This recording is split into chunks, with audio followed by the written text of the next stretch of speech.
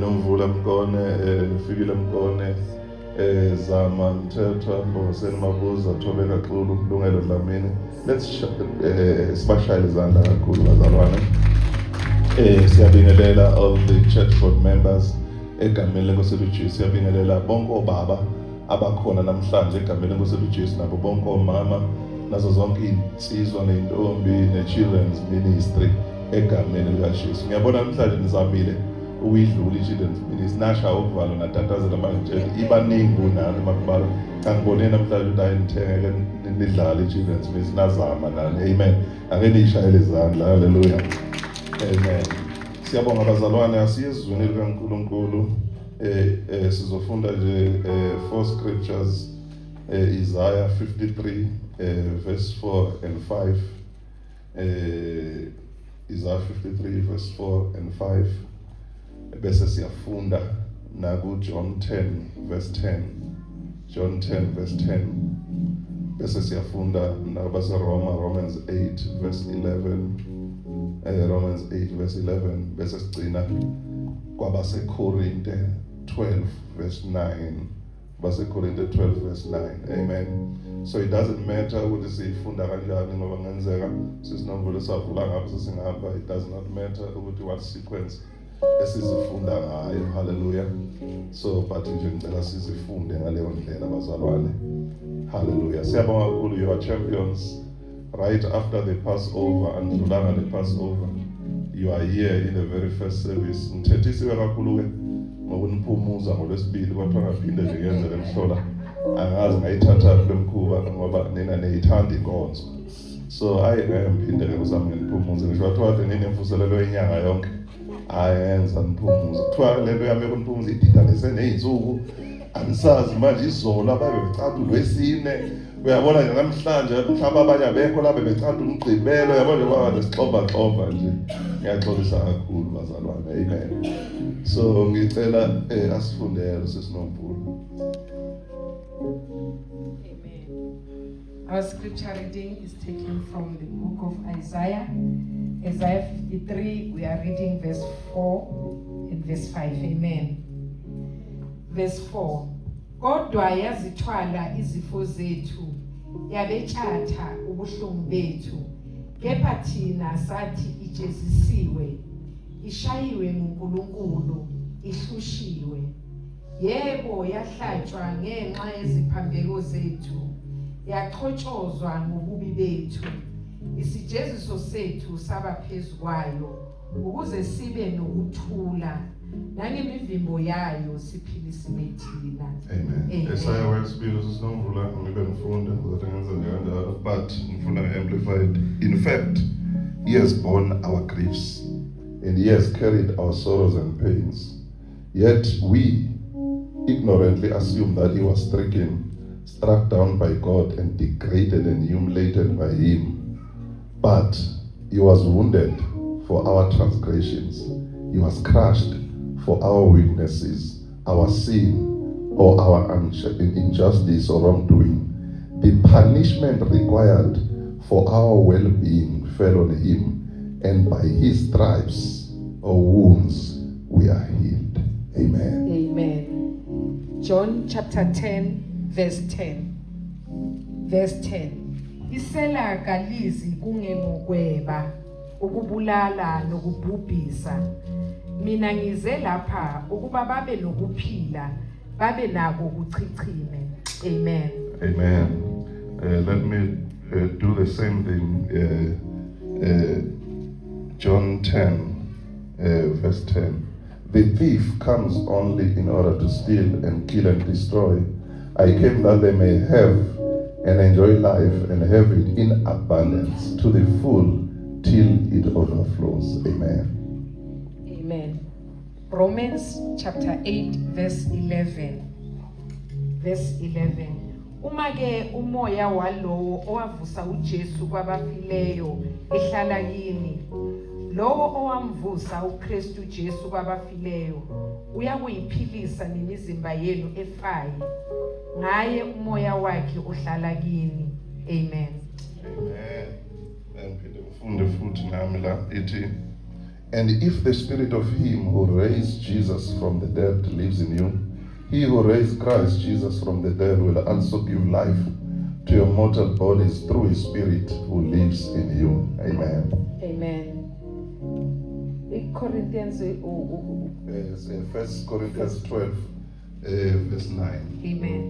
1 Corinthians chapter 12, verse 9. Verse 9. Omunye uphiwa ukukholwa nguye lowo moya. Omunye aphiwe iziphiwo zokuphilisa nguye lowo moya munye. Amen. Amen. To another, a wonder-working faith is given by the same Holy Spirit, and to another, the extraordinary gifts of healings by the one Spirit. Amen. Father, we thank you and we bless you for the reading of your word. We pray in your word comes alive. Your word becomes explosive. Your word becomes our light in our feet. That your word becomes whatever in the book of John 1 verse 14, the word became flesh and it dwelt amongst people. We pray, Father God, that your word becomes that which you want to impart to us. We take control of the realm of the spirit.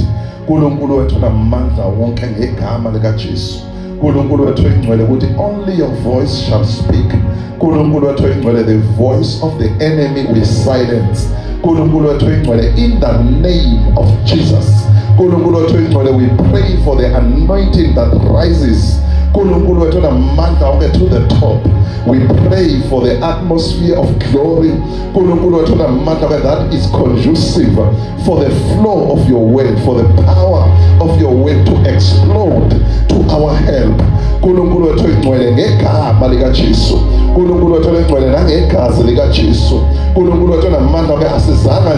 Religious, but size ngokholwa.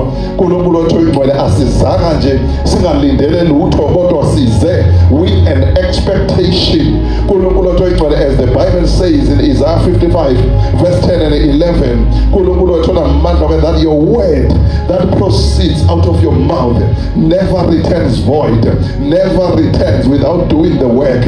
It says like rain, ongenzeki yehle kusale komile nezwi lakho uNkulunkulu wethu oyingcwele akwenzeki lehle kusala izifo kithi, akwenzeki lehle kusala inhlupheko kithi, alenzeki lehle kusala amadimoni kithi, akwenzeki lehle kusale uNkulunkulu wethu oyingcwele any affliction kithi.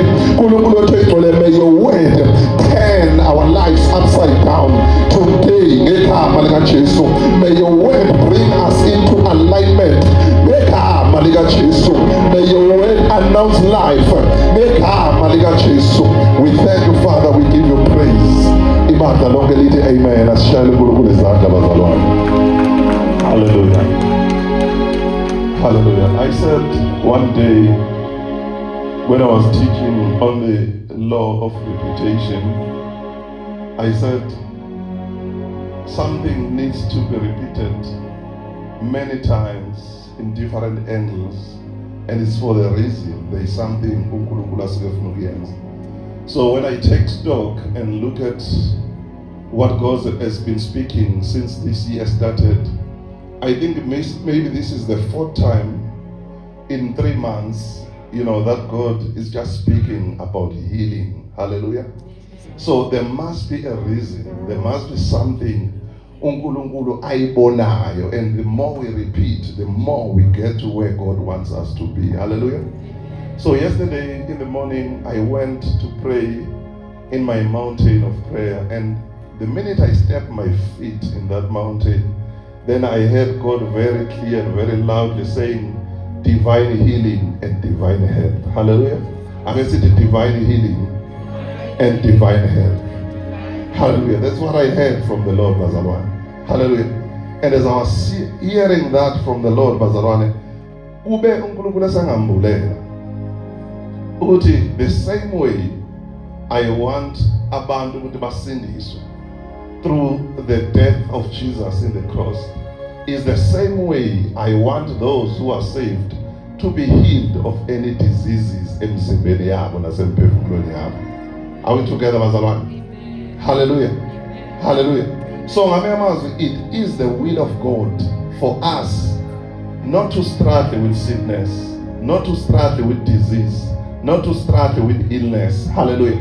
So I don't know, I'm not a doctor, I don't know why could have an illness, could have a sickness, could have a disease, but hallelujah. But there are reasons why it's differentiated in that way, because sometimes are we together, bazalwane? Something that cannot be medically classified as a disease, God can cause illness. Hallelujah. You know, so something sometimes that should do good to you but can cause illness. Hallelujah. There are some people, we are all told with how the greens in terms of vegetables are held, how spinach is held, how cabbage is held. But there are people imzimba yabo rejectayo the cabbage. Hallelujah. So something ephilisayo kodwa idala ukugula kubo. Uyayibona madoda? You know, so ngamanye amazwi abanye okunye abanye okuhlukene. Hallelujah.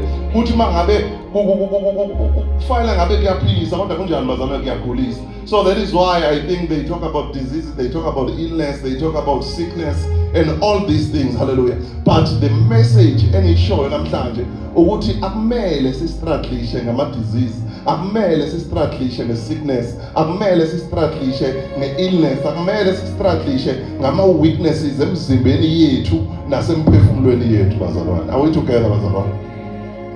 Hallelujah. Now, when you look at 1 Corinthians chapter 12 verse 9, you will see what the two gifts are packaged in one verse. And it's not a coincidence, it's for the reason.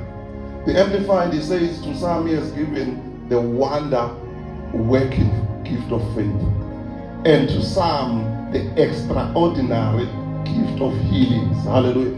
And it's in plural term. It does not say the gift of healing, but it says the gift of healings. Hallelujah. You know, so he has given them just like the doctors. Some specialize in heart diseases, some specialize, you know, in this and that. Hallelujah. Some specialize, they are gynecologists, they specialize in that. So that is why even spiritually there is a gift of healings. Hallelujah. He has given them. So the reason why it's put together is because you cannot operate in a gift of healing for others when you don't have faith for it. Are we together, bazalwane? Angeke ukwazi ukusetshenziswa uNkulunkulu ngesiphiwo sokuphulukisa kwabanye kodwa wena ungenakho ukukholwa for leso siphiwo sokuphulukisa. Wena okuminister ku healing angeke ukwazi ukureceive healing ungenayo faith for that healing. So that is why those two gifts are intertwined. That's why they work in tandem. That's why esebenza ndawonye. Because uma uzo-operate ngesiphiwo sokukholwa sokuphulukisa udinga isiphiwo sokukholwa. Because uma ngabe ungakholwa angeke ube effective ngani bazalwane ngesiphiwo sokuphulukisa. Then I was looking at my ministry, at the growth ngendlela kaNkulunkulu ukuthi for a long time uNkulunkulu has sharpened me in the gift of faith. Hallelujah. So uNkulunkulu has, you know, put me in a position where I'm growing every day in the gift of faith. Hallelujah. You know, where I'm actually at an advanced stage in the gift of faith. But I've been seeing God from 3 years ago saying, now let's come to the gift of healing. Hallelujah. You know, so I see it's a work in progress. Maybe I'm not as far as I am in the gift of faith, in the gift of healing, but I'm getting there. Hallelujah. Because at the end of the day, people must be healed. Hallelujah. At the end of the day, people must be delivered. Hallelujah. Hallelujah. Hallelujah. Now, looking at Isaiah 53 verse 4, lithi Jesus wathwala ubuhlungu bethu, wathwala nehlazo lethu. Leli hlungu nohlazo lethu liquba nezifo lezi ezisixakile, liquba nokugula nezinhlungu lezi ezisemzimbeni. Abanye ngikhuluma nabo nje kunezinhlungu emzimbeni yabo, but ngizomemezela namhlanje ukuthi uJesu wathwala lobo buhlungu. Hallelujah. So wathwala in our physical bodies, wathwala in our souls. Hallelujah. So he carried it all on the cross so that we may maintain a position of divine healing and divine health. Hallelujah. Hallelujah. So for a start, I want to concentrate because instrument army is two ways, divine healing and divine health. I will start with divine healing.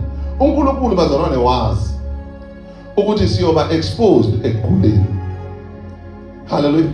He knew ukuthi though will be saved, but will be exposed to sickness. And when he was thinking about the cross, he went beyond only thinking about his salvation yethu, but he also thought about the healing yethu. That is why uJesu wathwala bonke kwethu, wathwala izono zethu, waze wathwala nokugula kwethu bazalwane. Are we together bazalwane? Waze wathwala nani bazalwane? Nokugula kwethu. Hallelujah. Wathwala nani bazalwane? Nokugula kwethu. So wakerisha esiphambanweni. Hallelujah. Now, bese uthi verse 5. Washawa. He was wounded, walinyazwa ngenxa yeziphambeko zethu. He was wounded for our transgressions. Bese lithi i-punishment eyayirequireka ukuze thina siphile kahle yawela kuye. So the punishment that was required from our well-being fell on Jesus.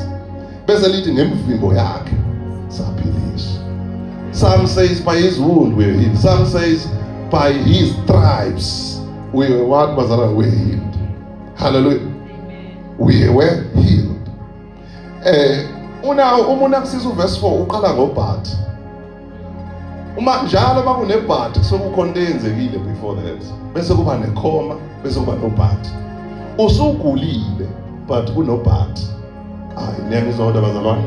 Usuhlaselekile emzimbeni wakho kodwa kunobhat. Kusho ukuthi ngamanye amazwi akugcini ngokugula kwakho kodwa kulandela ihealing after ukugula kwakho. The divine healing follows your sickness. Hallelujah. Hallelujah. Ay inkulu le ndaba bazalwane. Hallelujah. Inkulu le ndaba. As long as you have developed enough faith to receive your healing is guaranteed. So now it works by faith. So you must have faith in order to receive your healing. Angeke uye emfuleni yokha amanzi kodwa ungasiphethe isitsha. Angeke uyokha amanzi ungasiphethe uthi uzowaphatha ngezandla. Uzofika ekhaya engasekho ezandleni zakho. Kufune i-container. So i-faith ifana ne-container nayo yokubutha i-healing yethu uNkulunkulu ayenze siphambanweni. Are we together bazalwane? Are we together bazalwane? I-punishment for ukuphila kwethu yawela kuJesu. And ngemvimbo yakhe siphilisiwe. Ngemvimbo yakhe siphilisiwe bazalwane. Hayi ukuthi sizophiliswa. Ila sala khona bazalwane. By his stripes we are healed. Not that we are going to be healed. You know, asiyibambe lento ukuthi senze njani bazalwane siphilisiwe. It's not in the future tense. It's not coming, but it is now. Siphilisiwe. Ngani bazalwane? Ngemvimbo kaJesu. Hayi bazalwane. Because abaningi bethu sisafuna ukuzophiliswa. But ngizomemezela ukuthi siphilisiwe. Hallelujah. Sinjani bazalwane? Bazalwane. Ngiyakhuleka ukuthi uNkulunkulu ayivule inhliziyo zenu namehlweni kamoya ukuthi nikumukele ukuphulukiswa kwenu ngokukholwa namhlanje. Hallelujah. May you receive your healing by faith bazalwane. Bazalwane, coming to divine health. Divine health is about divine protection. Aye bazalwane. Because divine healing means that ukulile wasuyakholwa ukuthi uzophila wathola healing. But divine health means ukuthi wenziwe like a vaccine. Makuthiwa hamba niyojovela umkhuhlane. Divine health is a vaccine ukuthi ngeke ugule in the first place. Inzima ke le bazalwane, ngiyazi ukuthi kuzoba nzima ukuthi nibambe. So once wangagula awuzuyidinga healing ngoba healing idingwa abagulayo. Bazalwane. So ngamanye there is a dimension yokukholwa efinyelela la singasaguli khona. Lapho sekuimpossible ukuthi sigule ngoba sizumezile. Akunankinga kuhle ukukholwa ukuthi sizophila ngoba uNkulunkulu wazi ukuthi singagula. Kuhle nalapho kodwa kunelinye izinga esinganyukela kulo elithi ngeke ngisagula lokugula. Angeke ngidinge le healing ngoba ngeke ngisagula. Hayi bazalwane. Lelo zinga ke bazalwane ake ngihlebele kwasamina ngafiki kulona. You know, almost all of us asikafiki kulona. Kodwa akusho ukuthi angafiki kulona ukuthi kumele ngingashumayeli ngalo. Because akusho ukuthi fanele ngishumayele ngufilayo nengikwazi ukwenza. But fanele ngishumayele izwi kaNkulunkulu elishoyo. Ukuthi mina ngafiki kulona, it's up to me ukuthi I must get there. But as I am preaching it, I am getting there. And as I am getting there, I am taking you with me. I'm taking you with me. Ukuthi sizofika lapho singasaguli kwasagula. Sizofika lapho seku-impossible nokuthi sikhule. Lapho sesiministingile kubantu singasagula nasaguleki. Kuzoba ne-vaccine esenza ukuthi singasaguleki. Ucabeke ukuthi kungasaguleka nje. Ubona nakho kuphela u-5 years kungasaguleki. Nakho kuphela u-10 years kungasaguleki. Nakho ukugula seku-impossible. It's because there is a divine hand. Hallelujah. This one is challenging, bazalwane. Isusa mi-comfort zone. Ngoba sonke siyayibuza, myself included, ukuthi ngiyofika kanjani lapho. Ngisasenadlisha nje ngisho nokukholwa ukureceive healing, but ngiyofika kanjani lapho khona ngingasaguli khona.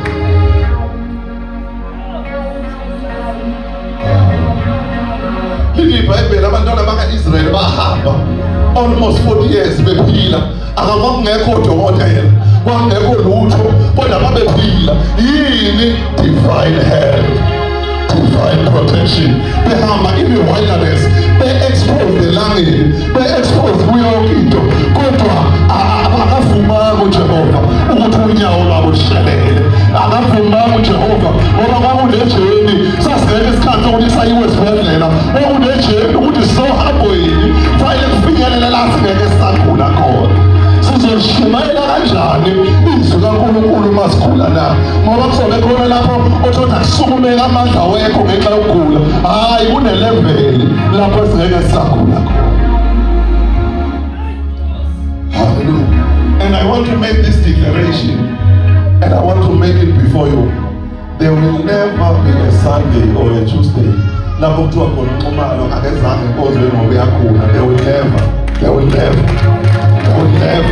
Angisho ukuthi ngeke ngigule, but there will never be a day la ukugula kwami uthi hayi kusaba ngeke ngikhulekele usekhaya ubambekile. Hayi khona ngiyongena ngibe khona la endlini yokuphila.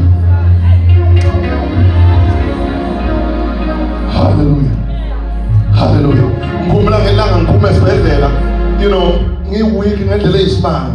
Ngafika ekhaya, it was a Friday. Sunday kwakunenkonzo. And then I had somebody who was going to preach. Ungasala ngokodwa ukho kahle into masala ngathi hayi angisala. Ngeza khona ngangila ekhosini.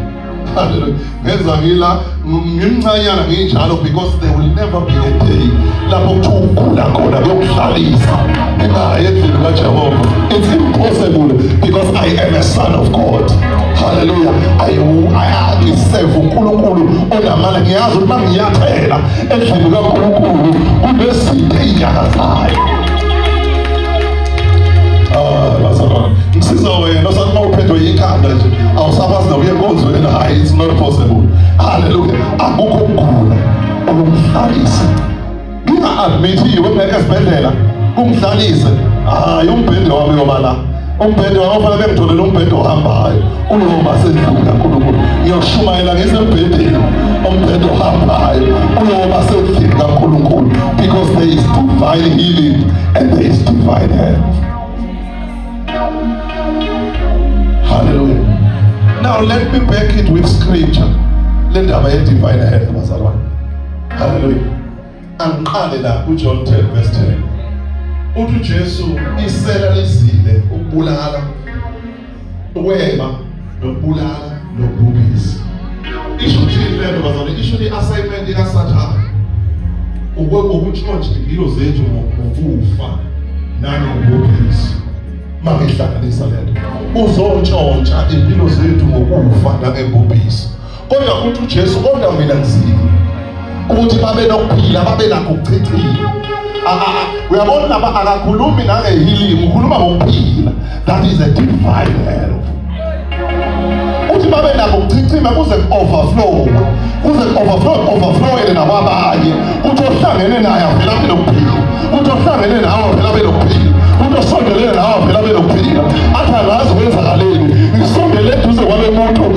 kaphila. Divine health.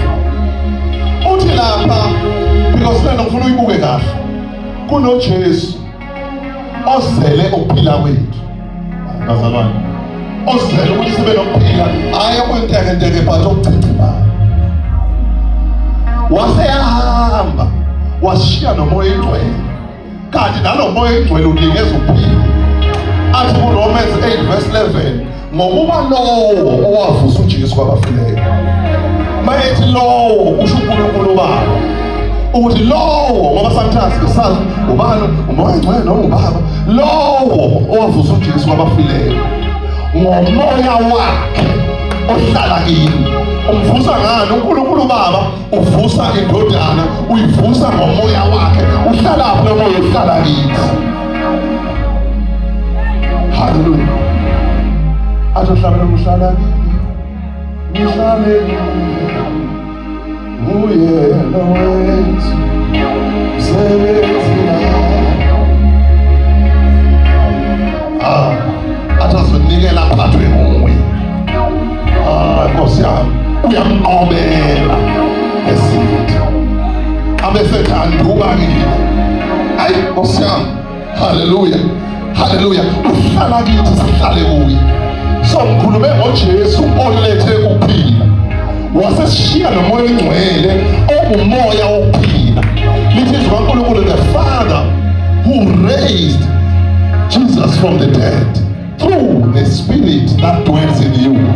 Bese the same Spirit yona lowo moya, bese lithi it will give life to your dying bodies, your mortal bodies.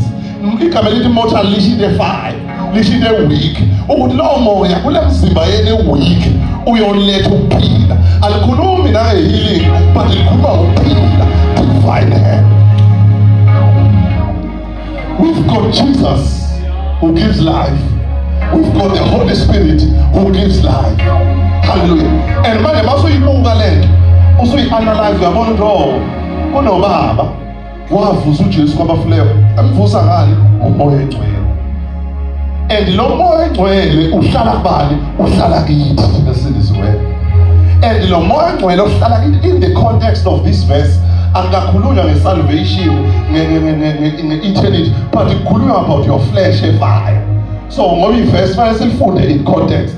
Siyazi ukuthi is a spirit who gives eternal life, but lapha sikho lapho sikusenyameni efayo, sisemphefumulweni ofayo, ukuthi uzonikeza ukuphila enyameni efayo. Ayibazalwane, kumele siyibambe ngokholo lento yokuphila bazalwane. Kumele siyibambe ngani bazalwane? Ngokholo. Kumele siyibambe ngani bazalwane? Ngokholo. Hayi bazalwane. Hallelujah. Hallelujah. Sibamba ngani? Ngokholo. Hallelujah. Jesus gave us divine life, and the Holy Spirit is completing the work bazalwane.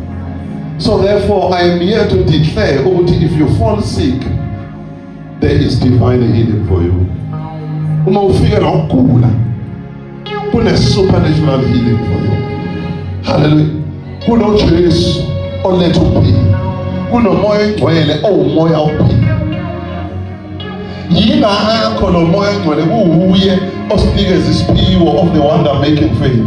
Yingakho kuwuye osinikeza isiphiwo of the extraordinary faith, so that we may heal each other ngesiphiwo sakhe, so that we may receive healing from each other ngesiphiwo sakhe, because yena unikeza ukuphila. Bazalwane, yena unikeza ukuphila, but akuzokwehla umoya oyingcwele azophilisa abantu. Kuzofanele kube nabantu abasenyameni abagcwele umoya oyingcwele abazophilisa abantu. Kuzomele kube namavolontiya azophilisa abantu. Mina ngiyavolontiya ukuphilisa abantu because ngigcwele umoya oyingcwele onikeza ukuphila. Hey, Nkosi yami, ngiyayidabukela izifo eyicashe kuleli thempeli lami ngoba azisena ndawo, because ngigcwele umoya onikeza ukuphila. And lo moya overflow kimi, a-overflowele nabanye.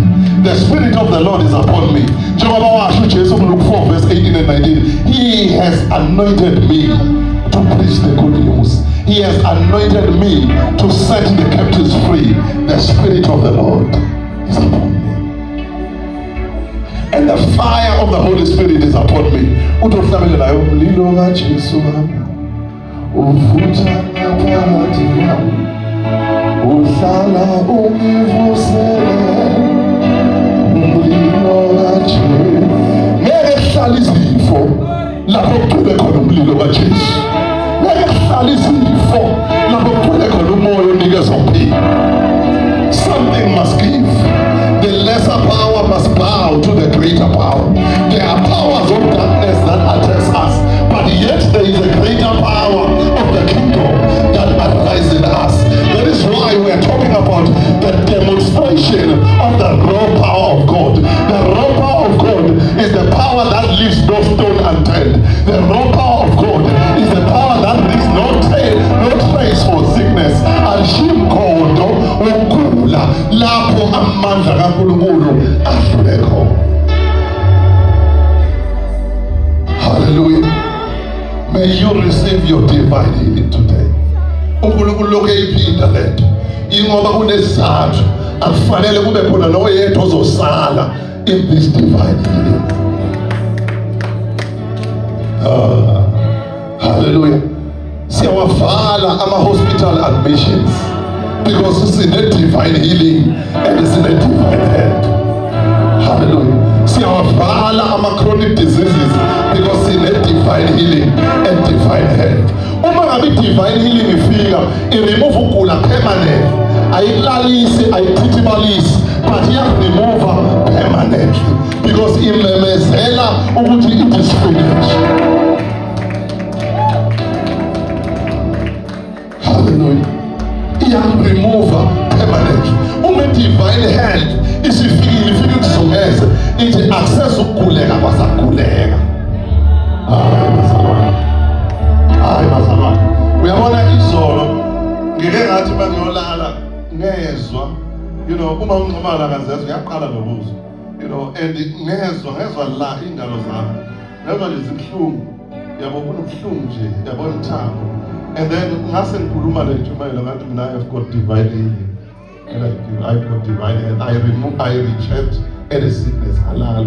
Ngathi mangivuka ngezwa umlenze wonke lo unabo mangivuka ngiyokuthamba and angizange ngithandaze na 2 minutes ngahamba nje ngayilalela ngathi I've got divine healing, so I've got divine protection. Ngavuka ngiyiphilela because ivangeli liyasebenza silipractice nasey'mpilweni zethu because we've got divine health and divine healing. Kunabantu asebegule kakhulu badinga ukwabhuleleka bazalwane. Silokhu sigovuza ukukhona kwabo ukuthi mababe nokholo, babe nesitsha sokukhangeza, sokukhongela nakho ukuphila okwafika esiphambanweni. Jesus. Wahlatshwa eGolgotha, wathatha ihlazo lethu, wathatha zonke izono zethu, wathatha nezifo ezazalwa izono zethu. Ezinye zezono zethu zazala izifo, kodwa nazo lezo zifo wayithatha. Hallelujah. Ngeke sithethelelwe kodwa sisale le-offspring yezono zethu. Inzalo yezono zethu nayo yabethelwa esiphambanweni. Akubethelwanga nje izono zethu kuphela, wabethelwa nezifo zethu.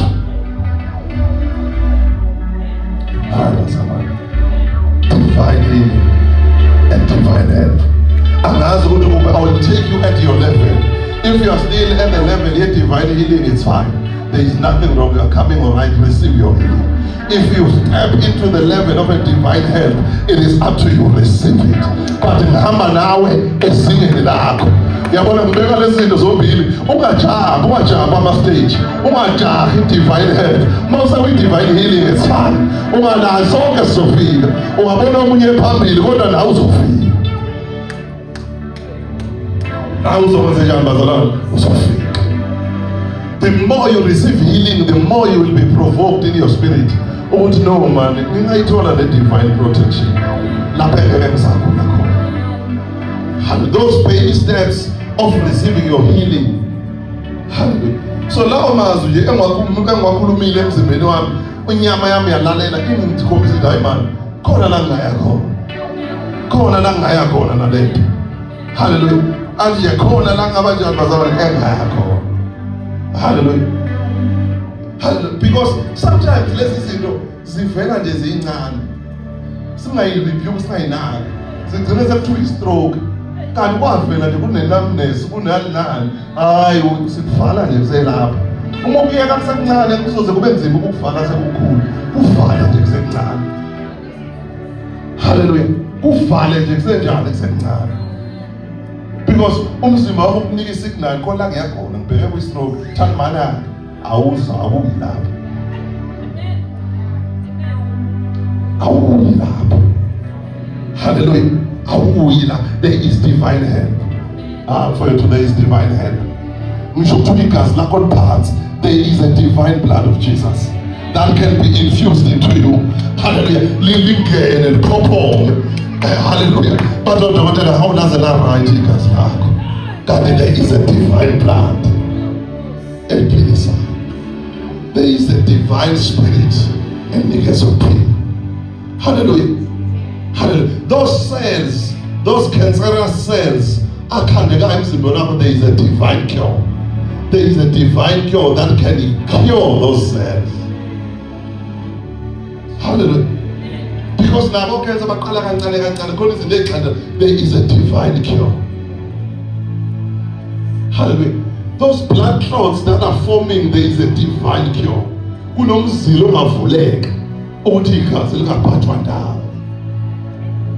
But it needs faith. It needs what, Pastor? Faith.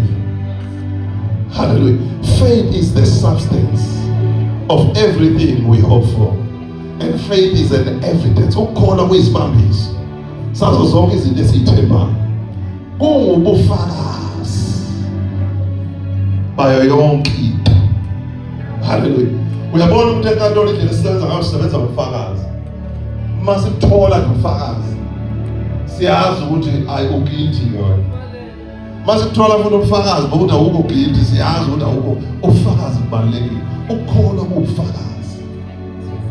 Ebazalwane, into eyenza umuntu azagwetshwa 10 years asiyinto enkulu ubufakazi. Hayi bafethu. Into eyenza umuntu areceive healing yakhe asiyinto engubufakazi. And lo bufakazi yini? Ukukholwa. Ungathathi kancane faith mfowethu. Ubufakazi inkulu lento. Kunabantu abakho abadonsa on lifetime. Abangaziphe kwaba nje ubufakazi. Hayi madoda. And lo bufakazi baphuma ngamazwi.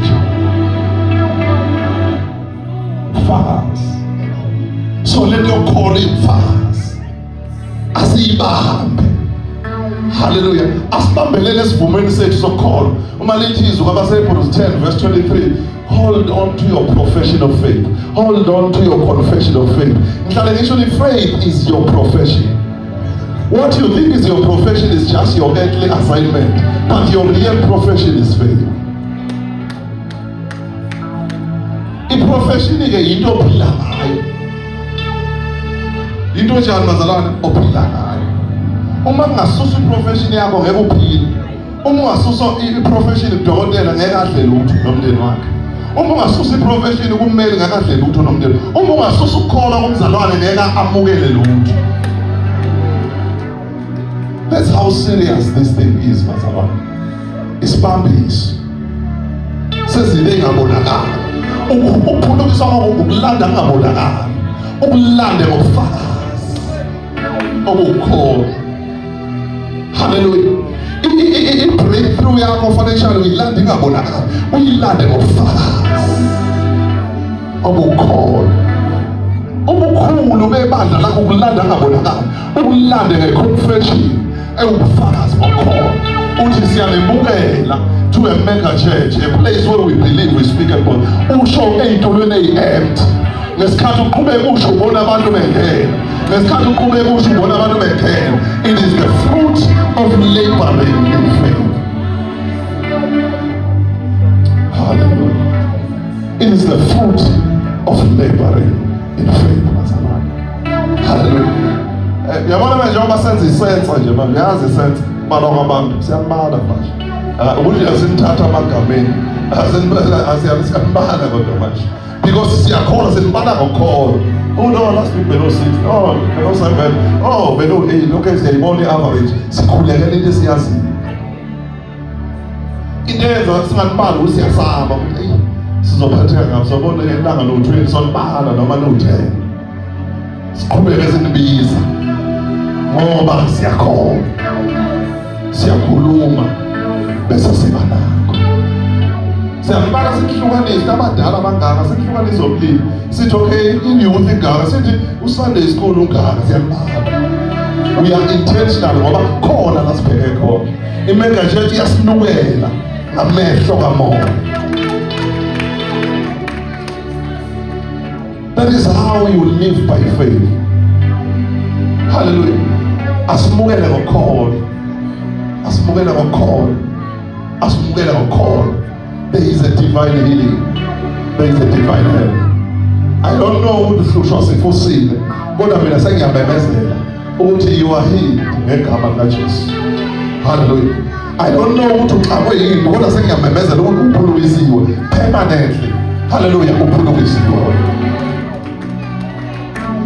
Uphulukisiwe wena. Abanye ngiphethe ivaccine igama likaJesu. Ukholwa egama likaJesu awuzogula-ke wena. Wena-ke awuzogula-ke manje. Because ukholiwe wena.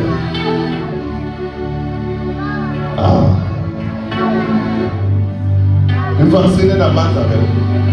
Amanye amavaccine abuyanigulise. Le ivaccine enamandla. Ivaccine amanye amavaccine kuthiwa aphethe lona lelo gciwane. Silifaka kuwe ukuze limelane negciwane. Ayinagciwane-ke. Uphethe ukuphila. Akusiyo le vaccine kuthiwa iza nalo leli gciwane. Izomelana ngegciwane. Uhlale ugula njalo sekunegciwane. Cha, sikhipha basaleya vaccine eyafika negciwane ngegama likaJesu. You will never blow your nose every time. I say, Father, siqinisa naleya immune system weak ngegama likaJesu. Siyayivaccinate because ezinye izifo zidalwa ukuthi i-immune system ingabibikho. Yingakho nezwe lingaphephile amasotsha amayengekho. Nomzimba wethu awuphephile amasotsha amayenqindele. Siyawabuyisa lawa masotsha ngegama likaJesu. Ngegama likaJesu. Ngegama likaJesu siyawabuyisa. I-viral load siyayiphilisa ngegama likaJesu.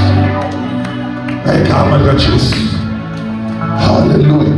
Ngezomnye umngane wodokotela ngitshela ukuthi hayi umuntu uma ye-HIV positive khona ama-CD4 count siyayiyuza leyo CD4 count lokuliphasi siyayiyuza ngegama likaJesu.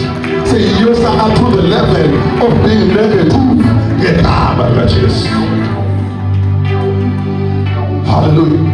Ngegama likaJesu. Sikhuluma ukuphila, simemezela ukuphila. Hayi bazalwane, siphethe into sinegunya. Asinegunya ukuthi uJesu kuLuke 10 verse 19 ngimnikezile amandla negunya lokunyathela ofezela. Neyinyoka akasho lezi nyonga imamba lezo zaziyo. Usha amadimoni manje nasuke sisho lesibheke imamba. Hawu ulinde imamba usha amadimoni. Ulinde wena ufezela ngempela isikhompiyoni usha amadimoni. Uthi ngimnikezile amandla uthi niyonyathela phezu kofezela, niyonyathela phezu kwamadimoni, niyonyathela phezu kosathane abahlasela impilo zenu. Hayi bazalwane, siyamemezela kusendlini yokuphila la, kusendlini yokuphila la. Hallelujah. Kusendlini of divine healing. Kusendlini lapho abantu bazofika besindiswe uma bengamazi uJesu, bethola i-eternal life bese beyaphulukiswa emzimbeni yabo egulayo ngegama likaJesu. Hallelujah.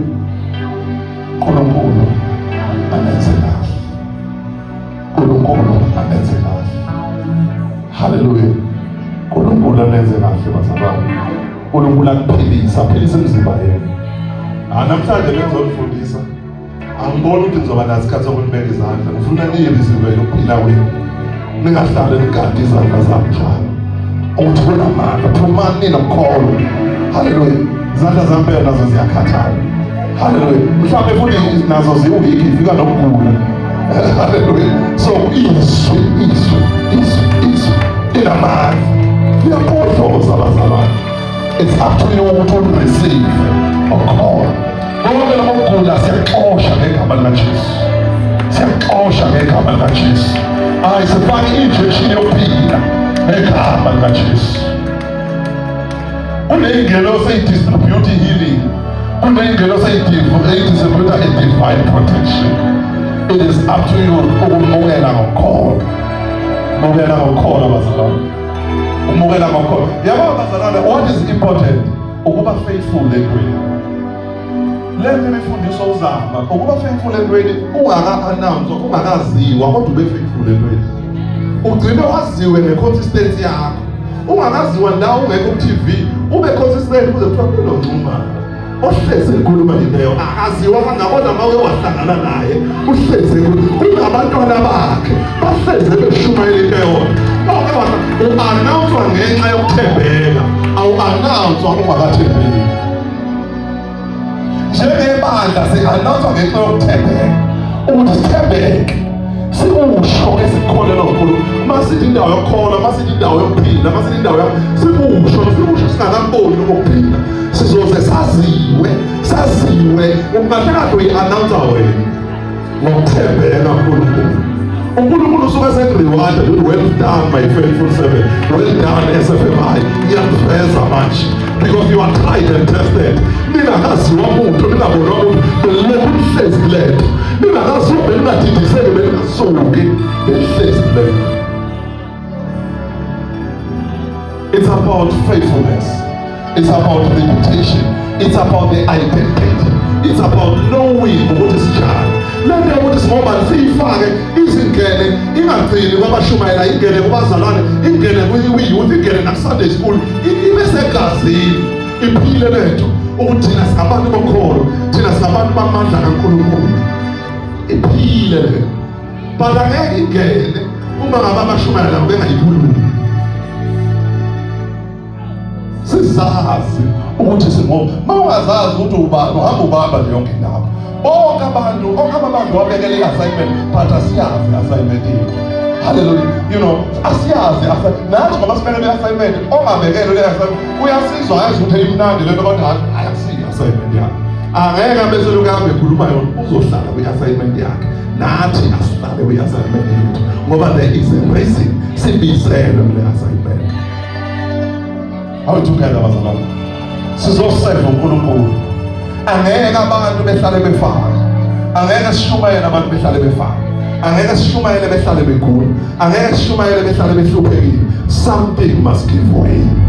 Mase kuvele izwi laNkulunkulu. Izwi linamandla. Linamandla. Liphunzise ibaba.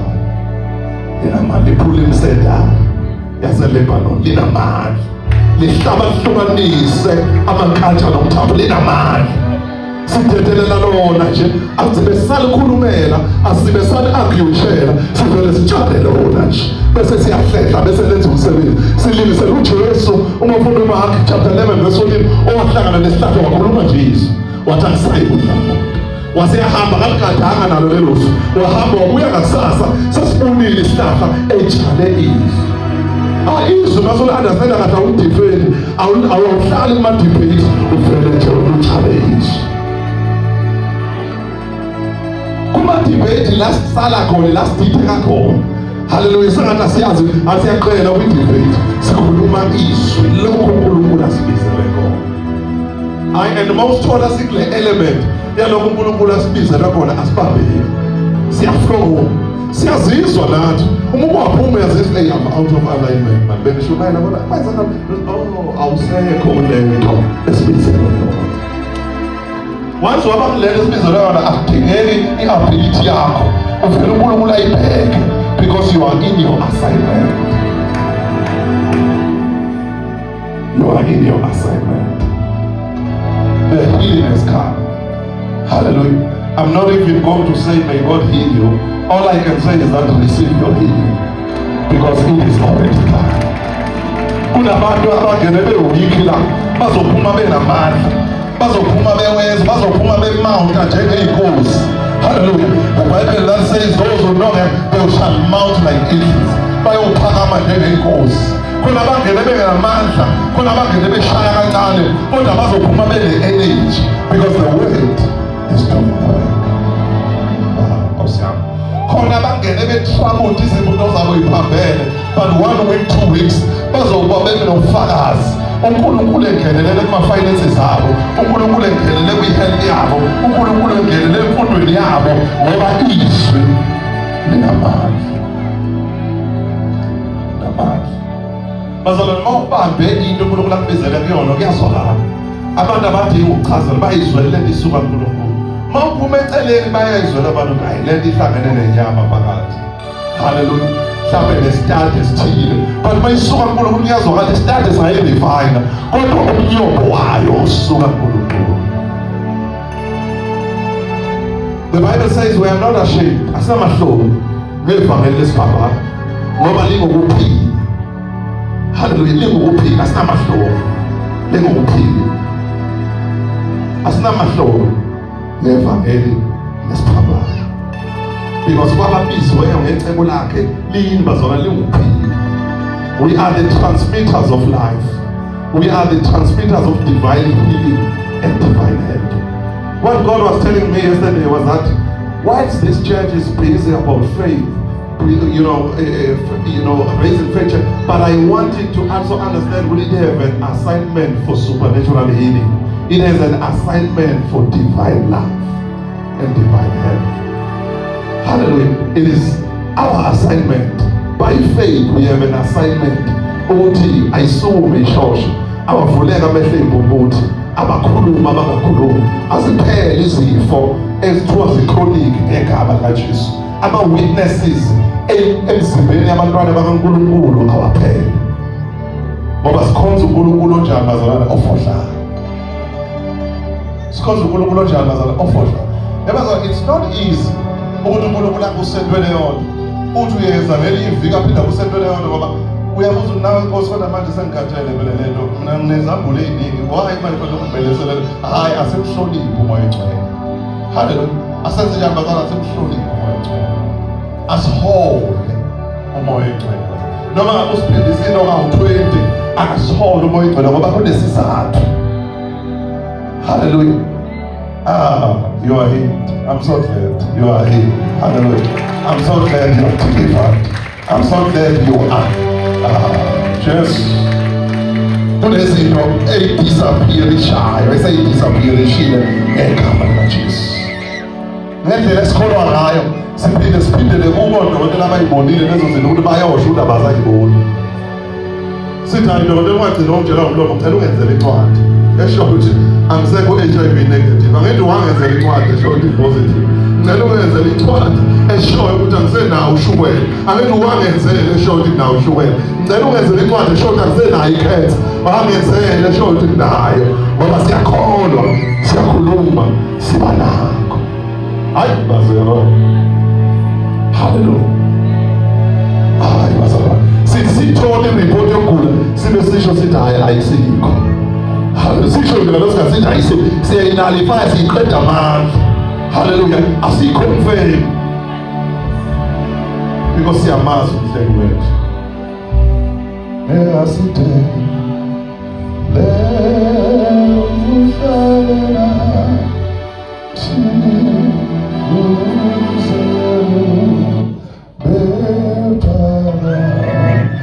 awusuke uzizwe amandla, uhlala udeleleka, awusuke uzwe lamandla sonawo. Hlale nathi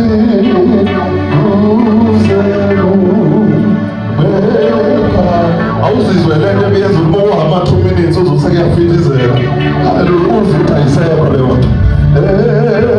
Uhlale nathi